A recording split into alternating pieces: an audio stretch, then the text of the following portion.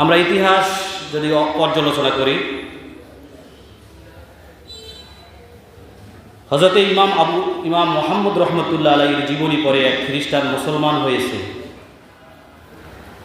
তাকে জিজ্ঞাসা করা হলো, আপনি কেন মুসলমান হয়েছেন? ছোট মুহাম্মদের যদি এই অবস্থা হয়,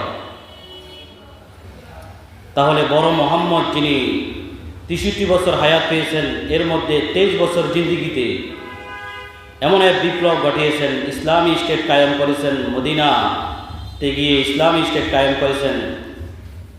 অল্প সময়ে যিনি এই জগতের মধ্যে বিপ্লব ঘটাইছেন, যদি ছোট মুহাম্মদের এই অবস্থা হয়, তাহলে বড় মুহাম্মদের কি হবে? ছোট মুহাম্মদের জীবনী, তার রচনাবলী আমি পড়ে আমি মুসলমান হয়েছি। আবার আরেক খ্রিস্টানকে প্রশ্ন করা হয়, আপনি গ্রহণ করেন না কেন?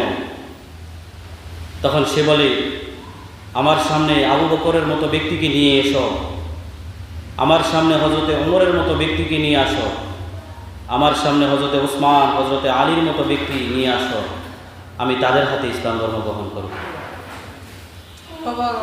বর্তমানে যে মুসলমান রয়েছে, এই মুসলমানের নীতি নৈতিকতা ঠিক নয়। তারা সকালে এক কথা বলে, বিকালে আরেক কথা বলে, মুনাফিকের মতো মন্দ স্বভাব নিয়ে ঘুরে। মুসলমানদের নামে তালিকাতে তার নাম রয়েছে, মুসলমানদের পাড়াতে তার জন্ম, অলিতে গলিতে তার জন্ম, মুসলমানদের কবরস্থানে তাকে দাফন করা হয়, কিন্তু সে ইহুদি এবং নাসারাদের মতবাদকে তাদের অন্তরের মধ্যে লালন করে, মগজের মধ্যে তারা ফিকির করে। এই মুসলমানদের হাতে আমি ইসলাম ধর্ম গ্রহণ করব না।